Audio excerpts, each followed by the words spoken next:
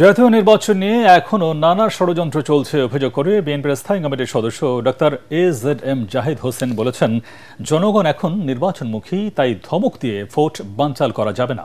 Doctors association of Bangladesh ড্যাবের নবনির্বাচিত নেতাদের নিয়ে বিএনপির প্রতিষ্ঠাতা সাবেক রাষ্ট্রপতি জিয়াউর রহমানের সমাধিতে শ্রদ্ধা নিবেদন শেষে তিনি একথা বলেন।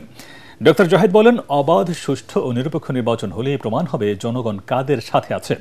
জনসমর্থনহীন কিছু দল সংখ্যানুপাতিক নির্বাচনের দাবি তুলছে অভিযোগ করে তিনি বলেন, বাংলাদেশের মানুষের এ নিয়ে কোনো আগ্রহ নেই। পতিত স্বৈরাচার শেখ হাসিনার আমলে দুর্নীতি ও লুটপাটের মাধ্যমে স্বাস্থ্য খাতকে ধ্বংস করে দেওয়া হয়েছে বলে অভিযোগ করেন চিকিৎসক নেতারা। সরকারের একটি অংশ, সেই অংশের পক্ষ থেকে কেউ কেউ যখন বলেন নির্বাচন এটা না করলে হতে দিব না, ওটা না করলে হতে দিব না, আবার গণতন্ত্রের কথা বলবেন, কোনো অবস্থাতেই যারা পেছনের দরজা দিয়ে ক্ষমতার স্বাদ গ্রহণ করার জন্য চিন্তা ভাবনা করছেন তারাই হয়তো পিআর পদ্ধতির কথা বলে থাকেন।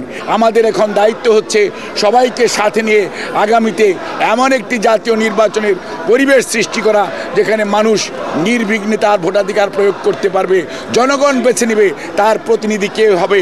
আমি আহ্বান জানাবো, আপনাদের কর্মসূচি নিয়ে মাঠে থাকেন, ধমক দিয়ে থামিয়ে রাখা যাবে না নির্বাচনী অভিযাত্রাকে।